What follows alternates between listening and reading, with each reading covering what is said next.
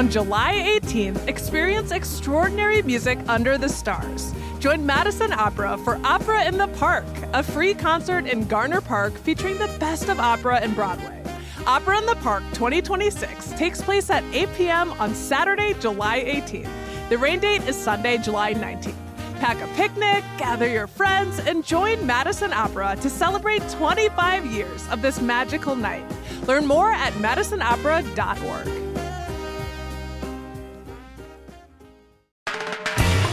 This is CityCast Madison. I'm Bianca Martin, and here's what Madison's talking about. Happy Monday, Madison. Summer is baseball season, and today we're headed to Madison's Duck Blind to talk all about our own Mallards and Nightmares, how the teams are doing this season. Plus, to get into that baseball mindset, we're bringing back our interview with local author Tom Alicia, who literally wrote the book on Mallard's history. I'm executive producer Haley Sperling, subbing in for your host Bianca Martin today, and with me now is CityCast Madison producer and certified Nightmares superfan, Jade Isiri Ramos. Hello, Jade. Listeners can't see it, but I am repping Nightmares gear, wearing one of my many shirts from the team. I love it. You have, I don't even know how many Nightmares shirts you have, and I'm not going to make you count because we would be here for too long. I need a couple more though. I'm still working out my whole weekly wardrobe. I love it. Well, summer baseball and softball season are in full swing right now. Let's kick things off with baseball and get a little update here. Jade, how are the Mallards doing this season? You are in sports reporter mode for me today. Well, we are a little bit more than halfway through the summer season, and the Mallards had a really great first half, finishing at that halfway mark first in the Great Lakes West region with an impressive 9-win streak. So Wow. Truly crushing it. Yeah. Truly crushing it. And I should note that the Northwoods League is made up of 26 baseball teams, and that's broken into 2 divisions and 4 regions. The Mallards are in the Great Lakes West division. It's a little bit too early to say how the season will shake out, but I would love to see them make it all the way to the Northwoods League Championship games, which they haven't done since 2013. So we got big hopes for the Mallards. They're doing great so far. But again, like I said, they're really batting against a lot of teams, 26 teams in the whole league. And fingers crossed.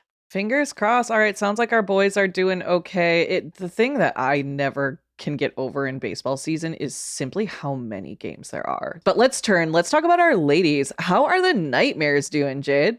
Yeah, so the Nightmares are also in the Northwoods League, but for softball, there are just 6 teams in the league. And the Nightmares are easily on the top of the pack. They made it through the first half without a single loss, though the Wausau Ignite did knock them off their winning streak. Boo. And I think it's good. You know, it's kind of hard to root for a team that's just going to cream the rest of the teams. You know, it's like nice to have a little bit of competition here. We can't just be the best. We got to get a little humbled every now and then. Okay, I hear you, Jade. That's fine. So the Nightmares are definitely favored to make it into the league championships, where they will try to defend their title as champions.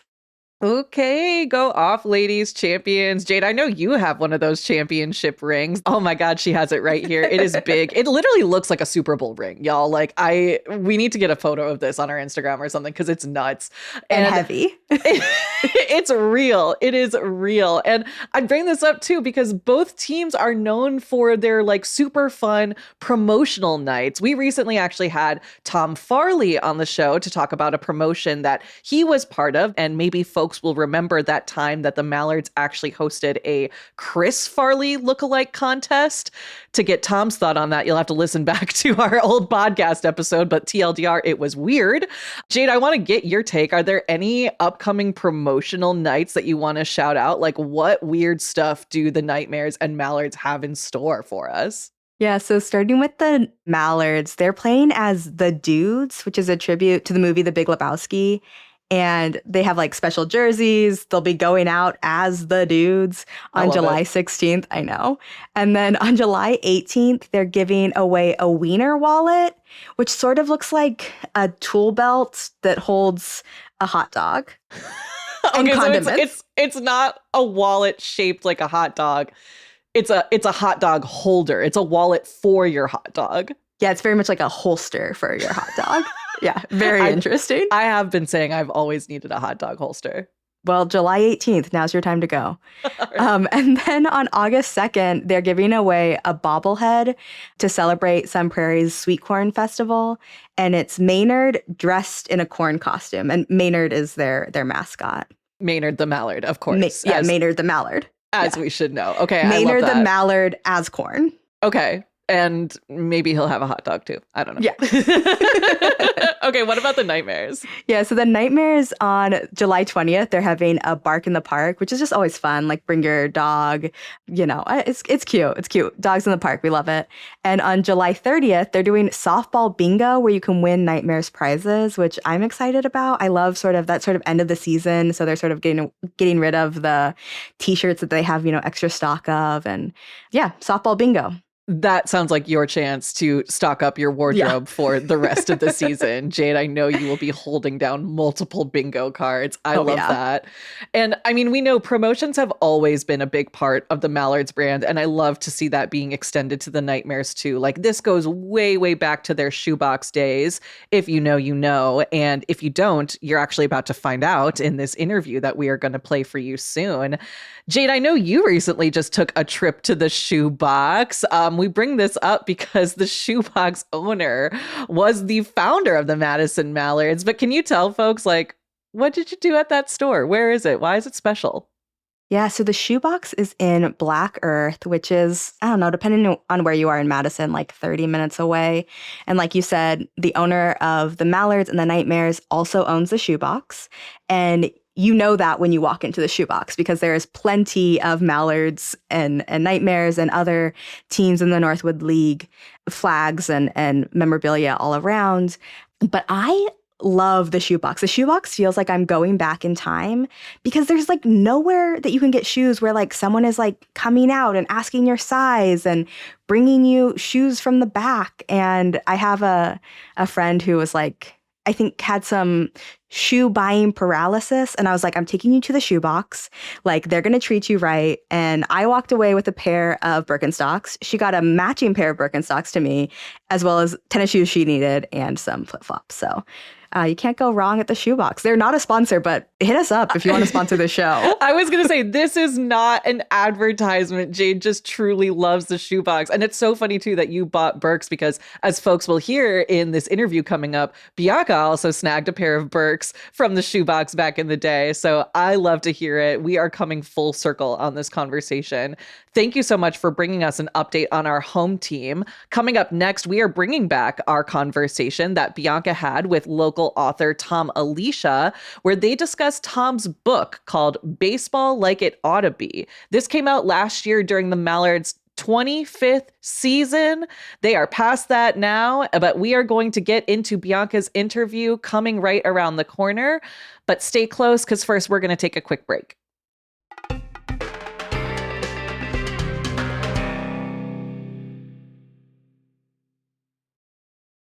Tom, welcome to CityCast Madison. Oh, it's nice to be here. Yes. Well, so the Madison Mallards are celebrating their 25th anniversary, and you're celebrating the publication of your new book, Baseball Like It Ought to Be, How a Shoe Salesman's Madison Mallards and his renegade staff ignited the summer collegiate baseball revolution. Congrats to the Mallards and congrats to you.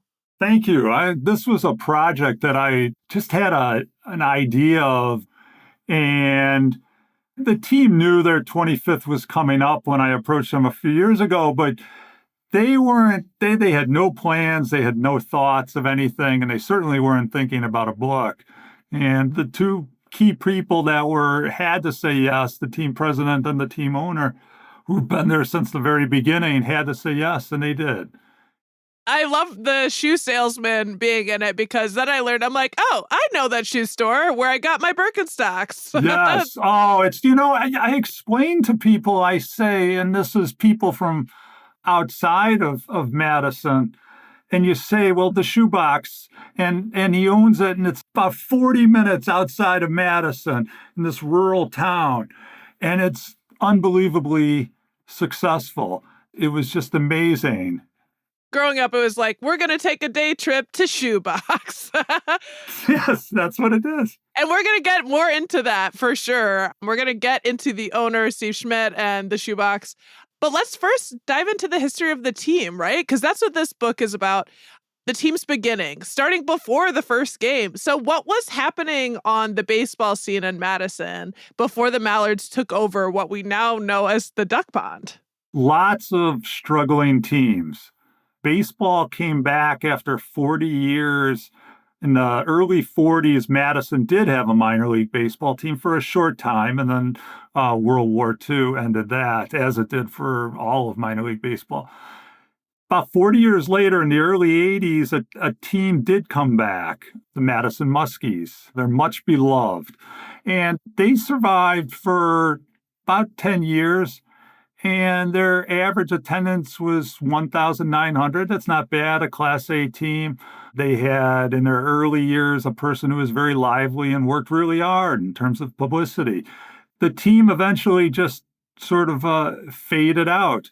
Another team came in just for a year before they were moving to another city. That didn't work. An independent league, and an independent league is where you pay your players and they hope to get into the minor leagues. And the team was called the Madison Black Wolf. The Madison Black Wolf tried and tried and tried for 5 years until 2000, from 95 until 2000, and lost $200,000 every year. By 2000, they were convinced that no baseball team will succeed on the north side of Madison. No team will succeed at the Duck Pond, which was in less than good shape and wasn't called the Duck Pond. That comes from a nickname from Steve Schmidt. And they wanted a different place, most likely in the suburbs. And, they had zeroed right in on a corner in Fitchburg many, many years ago. But, it wasn't successful enough to be able to build a multi-million-dollar stadium. In comes Steve Schmidt and the Northwoods League. The Northwoods League is the first for-profit collegiate summer team. A collegiate summer team are all the players in college end their season very early, in late May, mid-May, and some who make the College World Series, it might be the first or second week of June. So there's a lot of absolutely fantastic players who are available and can't be paid. The Northwoods League started in 1994. They captured that, and then they brought in, as many different places that they could get. And in 2001, they had an opening from a team that had failed in Minot, North Dakota. And the founder of the league made a call to one person, Steve Schmidt. And he said, "Do you want to save baseball in Madison?" Steve Schmidt said, "Sure." Well, I want to dig into that and dig into his story. But before we move on, why do you think Madison was so cold on baseball at the turn of the millennium? It's so dominated by Wisconsin Badger sports. It still is. Badger football, and it's wonderful to see the volleyball team getting the kind of attention that it did. And going back to even when the Mallards started, the women's basketball team was drawing extremely well at playing at the field house for a number of years. It's struggled in the last few years, but they were doing well at that time. The men's basketball team is successful. Summer in Madison, you have a lot of choices. And that's probably the biggest obstacle with getting an outdoor event or team successful. And that's what's made it so unbelievable, is that by 2003, 2 years after they started, and they started very slowly, fans did not come right away. They were leery. It took a lot of zaniness and very clever and workaholics, really. I mean, it wasn't a big staff. Determination. Yes, absolutely. Yeah. Well, it's wild because just in baseball in general, UW-Madison used to have a team like a million years ago. It's funny, my great-great-grandfather was a pitcher at UW, like early 20th century, and UW doesn't even have a baseball team. Yeah, UW started its program just a couple years after the Civil War. That is the truth. I mean, they had its primitive baseball when UW had a team, had a club sport that was playing a game of baseball, and the out was would you throw the ball, and it wasn't as hard as it is now, but it was still it's going to hurt, at the person, and the person's getting hit in the back as he's running towards what is first base.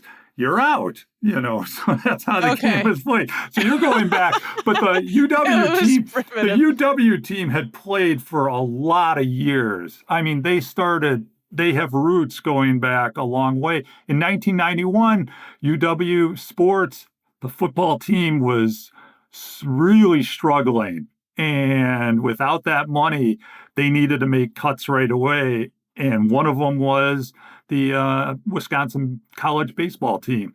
It just feels like there was a curse on baseball in Madison. It really does. Until the Northwoods League came in and flipped the script. Absolutely. And that's why with Steve Schmidt, I thought there's got to be more to the story that really somebody just called you off the cuff and said, hey, you want to buy in? And he just said, yeah. He likes a challenge. Oh, boy, he does. And he was running the shoebox, and that's why the shoebox is very important. That is a financial boon, So he went into this certainly wanting to at least break even, and without having to pay players, and that's true to this day, that makes it much easier if you can draw a few thousand. What's happened?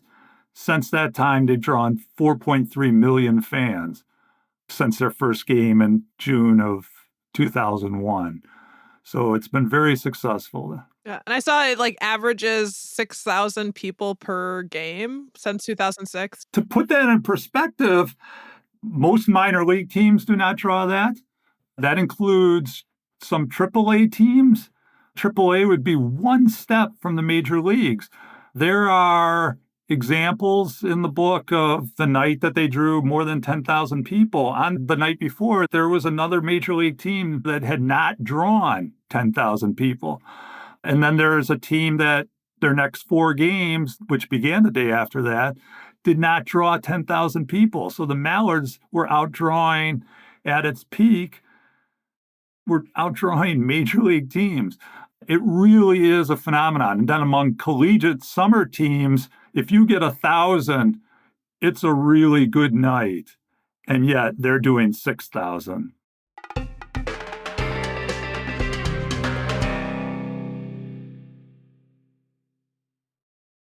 Who is this magic man, Mr. Steve Schmidt? He is the owner of the shoebox. He's a second-generation shoe repair and salesman. Can we talk about that? What was going on before the Mallards? Yeah, first, there's 2 people that are key to their initial success. Steve Schmidt is one, without a doubt, 100%. And the other person is Vern Stenman, the team president. He was hired by the league owner before Steve Schmidt even came on. He was only 23 years old, but he had a lot of experience working with baseball teams that he had done through college. So there are 2 people at the very beginning that create this and make this into something that it's bigger than ever expected. Both of them share one thing, and that is really a relentlessness for customer service, for creativity, and just flat out drive. Vern, even 3-4 years into the team's history, if he was working late, the offices were a small trailer in left field, and he just sleep there. He was sleeping on the field. Oh, there maybe were 1 or 2 nights where they did sleep in the Even a couple of the players, too, slept on the bleachers. The park wasn't very good at the beginning. I think people forget, you go there now and it has this absolutely unbelievable video board in left field, just this gargantuan, bigger than a billboard sized video board. That's something that most minor league parks don't have, But you forget in the beginning, it was, how do I put this in a good way? If you swooshed your tush, you might get a woodcut.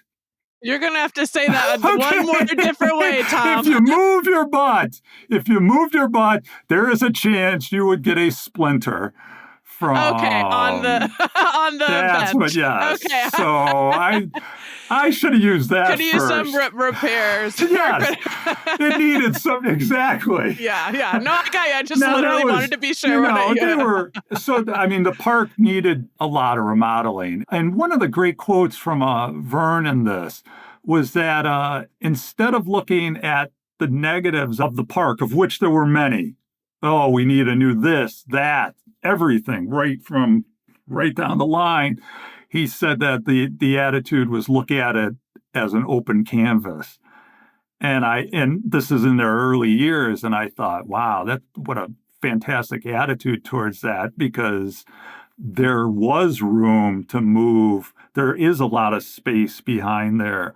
And with Steve Schmidt wanting to create a team and a place, too, also on the north side, where he had some family connections, that made a difference. I mean, his commitment was, without a doubt, hugely important. His financial commitment, and then he was a workaholic at the games after being a workaholic all day at the shoebox. Well, yeah, and you said that he is such a, great, or both of them really focus on customer service. If folks don't know about the shoebox, it's kind of like, it's known for great customer service. Like, that's one of the things that also famously has exotic birds, which is very fun, but like thinking about the customer's experience. And then there's the bargain box, which everybody loves. I just feel like shouting that out. People are like, oh, okay, the shoebox. Yeah, no, I know what you're talking about. Right around 2000, just before the team came together, is when Shoebox kind of had their, quote, scandal that happened. So basically it was discovered that Schmidt had given a discount to some Badger football players, and it was kind of a really big deal. Why did that become such a big deal? In retrospect, the story seems like you've got to be kidding. That was a problem then? A couple $100, maybe less, of discounts on shoes for not just football players, it was 150 different players were suspended or faced repercussions as a result of getting a small discount. Now, in the NIL days of present, there's people getting that probably handed to them, for a nice 3-point shot at the end of the game. Because college players, basically, they couldn't get paid before, but now those rules have changed recently. You couldn't do anything at that time.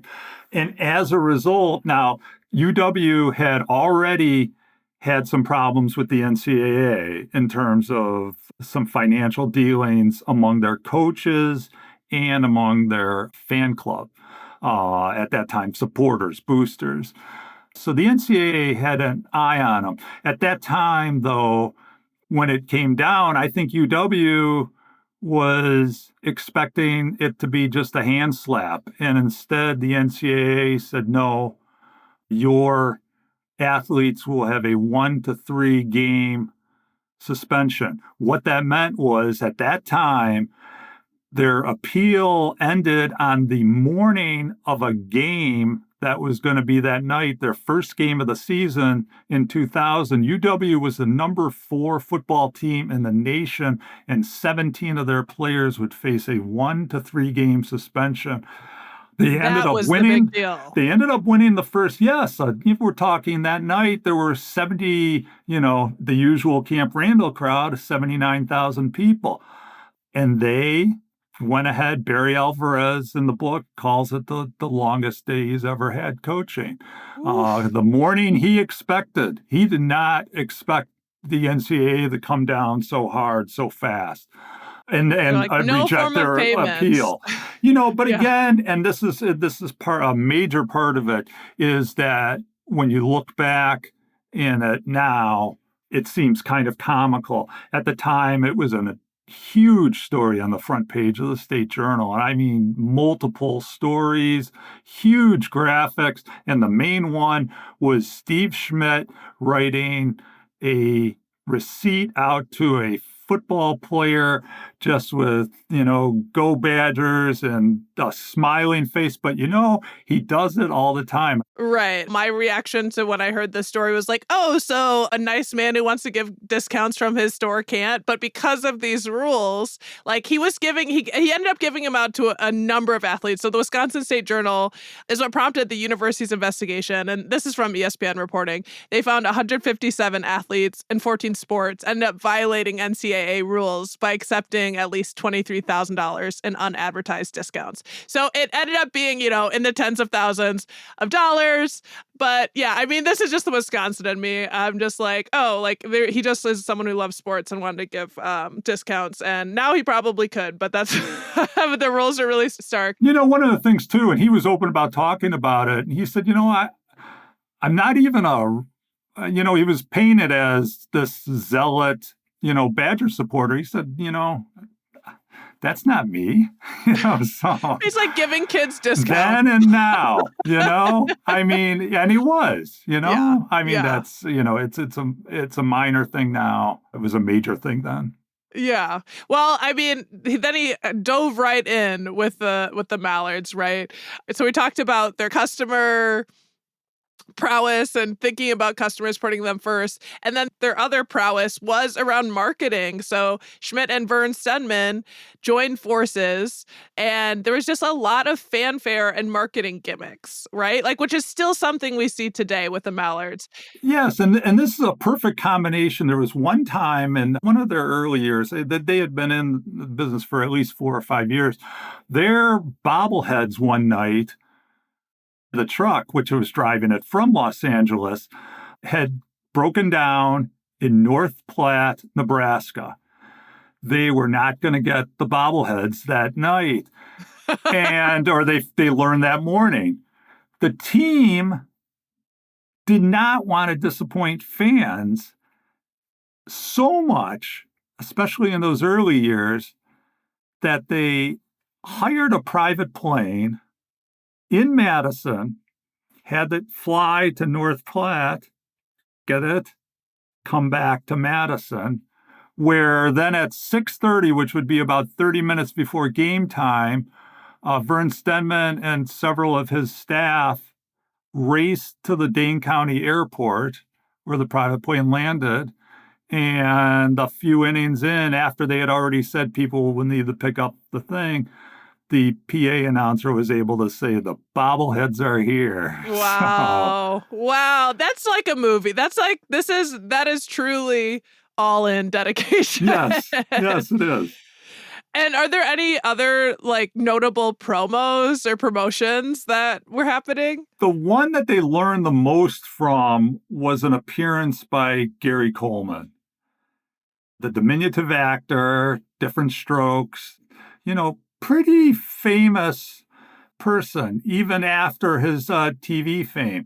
And Vern's idea was to let him have one at bat. Now, the league would not let him have an official at bat, but Vern had written a whole script. He had it down perfectly. It's, he would have Gary Coleman would go up there with an illegal bat. The opposing coach who was in on it would complain. The umpire who was in on it would throw out Gary Coleman. But they signed Gary Coleman to a contract. They were able to do that for one game, and ESPN broadcast that. ESPN News at that time, SportsCenter, said, Gary Coleman has been signed by the collegiate team Madison Mallards, and they were signed. And it didn't go well. The umpire, unfortunately, went off script. And one of the things that Gary did not want to be talk about was his height. Like I said, he was a diminutive guy, and unfortunately, the umpire did make a comment about his height. It's hard to tell, and it's a great YouTube video of whether, because Gary then just jumps up and down, to get into the umpire's eyes. At the same time, the attendance that night by collegiate standards was phenomenal. It was about 5,000, but it was less than average for the Mallards. And the Mallards learned that from there, local, regional promotions do better than getting on ESPN. Is great and a nice pat on the back, but it doesn't bring a lot of people into the stadium. It's not local. That is a big learning. That's a big learning. You've interviewed dozens of people for this book. Is there a favorite story that you haven't shared yet? Because there's so many funny moments. I love the bobblehead story you just shared. Yeah, that's the bobblehead story is one of my favorites. I think a quick one that I liked was what Vern Stenman had. And Vern now is in his late 40s. But you're pretty young and running a team at 23, 24, 25. And at an all-star game, which was in Madison, a lot of the other executives from teams who were the same age. And these are pretty young people with given a lot of responsibility at that time. And they had been given how one of those shooters sends T-shirts into the crowd. Yeah. Well, they had been given one of those, and it was one of the earlier ones, but it was very, very powerful. And they thought, hey, let's put a baseball into it. Oh, God. And, well, what turned out fortunately, they were going to have somebody just get up there and bat. They're at the not turning it towards the audience. No. Oh, no, not that. No, they were going to have somebody bat, but even have somebody bat, turns out it comes out, like a rocket at you. Oh, my gosh. So fortunately, they had tried that first. But my favorite part of it then is they put a baseball bat into it. And apparently, you can get one of those that's strong enough and send it from home plate to the deep outfield and send that flying. So there was a lot of young people given the opportunity, be creative. I mean, the bat one was more wackiness, but they also, at the same time, hey, they were willing to try anything. If it failed, and they had a number of failures too, but, when it worked, it really worked well. Yeah. Well, the duck pond is such a vibe, so much fun to be had there. And now there's a new addition out of the Madison Nightmares, our softball team, who also plays in the Northwoods League. So, Tom, what has it been like to watch the league expand and see Madison welcome a softball team? Madison's leading the way in terms of the Nightmares, and that certainly isn't a surprise given the success of the Mallards. But yeah, it's you sense that same interest. It's also a very different crowd from the Mallards games. Okay. They're a little more in tune to the game than a Mallards crowd. A Mallards crowd, yes, is watching, but they also like the bells and whistles that come with going to a Mallards game. When you get more serious fans for the Nightmares. You can sense that you just get a small sense that the crowd is watching the game a little bit more. Oh my gosh. Well, hey, also, we can't forget to mention that the Nightmares gave Madison our own Lil Sebastian with her mascot, Midnight. Brilliant. Yeah, absolutely. That is, you can't miss the mini horse. Yeah. Well, Tom, your book is so fun. The history is so fun and bringing to the forefront something kind of spectacular that happened in Madison and having this turnaround with the team. This has been a lot of fun talking to you as well. So, Tom, thank you for coming on and bringing the goods and talking about the book and the histories. It's really exciting. Thank you very much, Bianca. That's Tom Alicia, longtime Madison writer and author of Baseball Like It Oughta Be, How a Shoe Salesman's Madison Mallards and his renegade staff ignited the summer collegiate baseball revolution.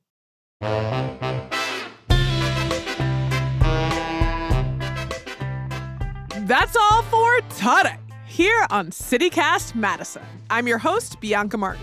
Don't forget, you can support the show and get great perks by becoming a CityCast Madison neighbor at membership.citycast.fm. If you enjoyed the show, why not share this episode with the biggest baseball fan you know? Alrighty, we'll be back tomorrow morning with more stories from around the city. Until then, take good care and thanks for listening.